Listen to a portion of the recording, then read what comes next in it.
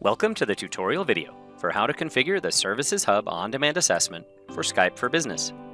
In this video, you'll learn the prerequisites to setting up the assessment, the requirements for the user account used to do the setup, step-by-step instructions for completing the setup, and finally, you'll see how to view and analyze the results of the assessment. If you haven't already, you'll need to install the Microsoft Monitoring Agent on your system. You can watch a short tutorial video at the link displayed here.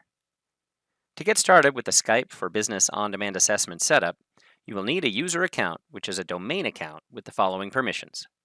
This must be a domain admin on all domains of the forest, or a local admin with access to the Link or Skype for Business servers.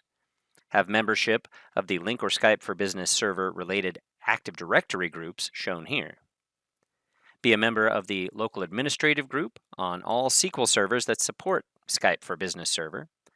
Finally, for each Skype for Business server related instance, you should have at least permissions to connect to SQL and view any database and server state.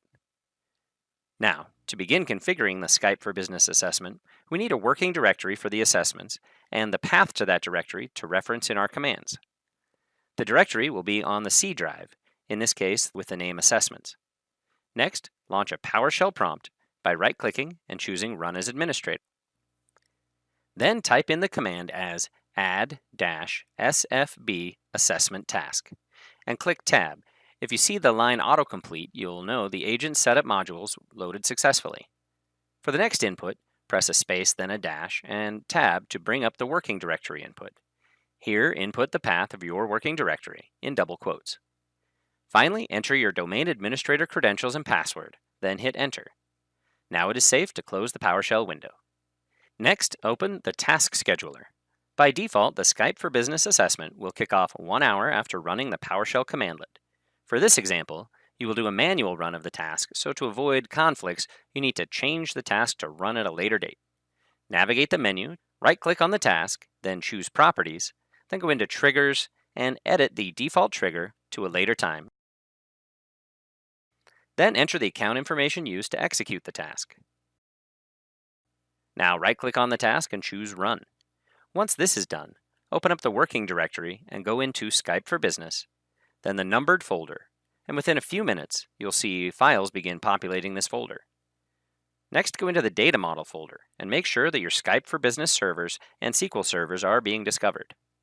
Next, go into Logs and open the Discovery Trace to make sure there are no unexpected exceptions. Finally, after 3 or 4 hours, you can analyze the results of your Skype for Business assessment. Open the Log Analytics workspace, and you will see recommendations for your Skype for Business assessment. Clicking on the tile will show you all the recommendations. Clicking one of the recommendations will show you that recommendation, the issue, the suggested action to fix the issue. This also shows the impact of the issue on your environment, the probability of this issue reoccurring, and the effort needed to mitigate this risk, and finally, which servers and other objects were affected. This concludes the tutorial video on how to configure the Services Hub on-demand assessment for Skype for Business.